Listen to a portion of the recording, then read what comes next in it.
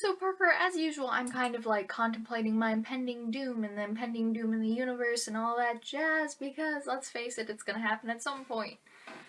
And the whole thing always just, I'm always spinning because this chair, it's always really worrisome. And I've also sort of hopped back on the bandwagon of like eating mostly vegetarian, and I can never just go full vegan because I like cheese too much and like dairy products, and I'm like, I understand that about myself. I know I can't, and I like eggs and just all that jazz. Like the best I can ever do is go vegetarian because after that there's not a lot left. So I'm like back on that whole crazy train and like reading all the like crazy vegan blogs because that's what I'm doing with my life right now. Now Parker, I don't know if you know this, but pretty much Donald Trump is once again putting forth travel restrictions and all sorts of nonsense to deal with an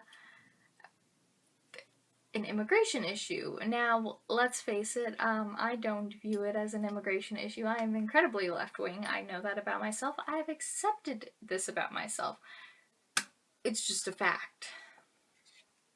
I used to be of the mind point that people should come into the country legally, and if not, they had to wait their fair turn. And then I grew up, and I learned that things weren't so simplistic. And I feel like that's a big part about growing up, is I have the misfortune to see different sides of things, and there's a lot of different sides of things. And I do my best to always try and understand where people are coming from, even if I completely despise their point of view. Now, one of the most like blatant, obvious things is when I try to understand the hate groups that are going after whatever minority. I feel like that's the only way to sort of understand where they're coming from, and I feel like a lot of time it's coming from a feeling of fear and a want for superiority and some sort of internal deficit. But then I also feel like the left has a lot of the same things. We like to have a very accepting and forgiving view of people, except when it doesn't suit our narrative. And I feel that's just,